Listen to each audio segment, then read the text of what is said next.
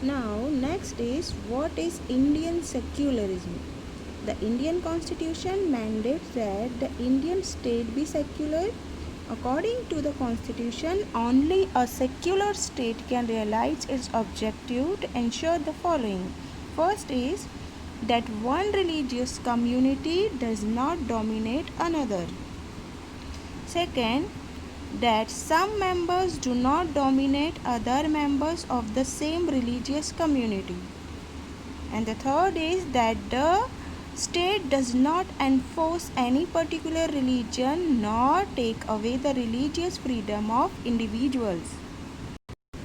So students, these all three were the example of different types of domination. The Indian state works in various ways to prevent the above domination. First is uses a strategy of distancing itself from religion. The Indian state is not ruled by a religious group and nor does it support any one religion.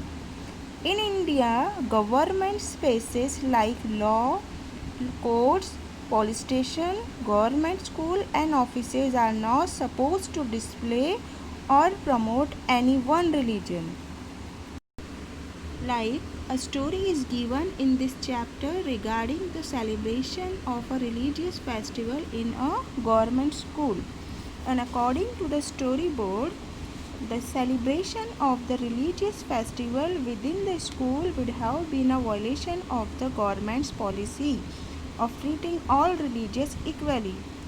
Government school cannot promote any one religion either in their morning prayers or through religious celebration. This rule does not apply to private school. So this was the first example we have seen how the Indian state distancing itself from the religion. Now the second way in which Indian secularism works to prevent the above domination is through a strategy of non-interference. This means that in order to respect the sentiments of all religions and not interfere with religious practices, the state makes certain exceptions for particular religious communities. We will understand this way through the given story in this chapter, where a Sikh youth Paramjit not wore helmet and he said he won't be fined also, because for Sikh wearing a pagri is very important part of their religion and the government cannot force him to wear a helmet. In the above storyboard, Paramjit, the Sikh youth, does not have to wear a helmet. This is because the Indian state recognizes that wearing a pagri is central to a Sikh religious practice, and in order not to interfere with this, allows an exception in the law.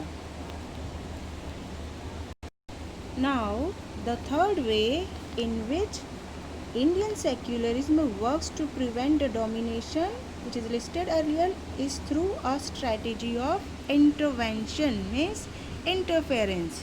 For example, if the members of the same religions dominate other members within it, in order to prevent this religion based exclusion and discrimination, the state is intervening or interfering in religion in order to end a social practice which based on discrimination and violated the fundamental rights of the people.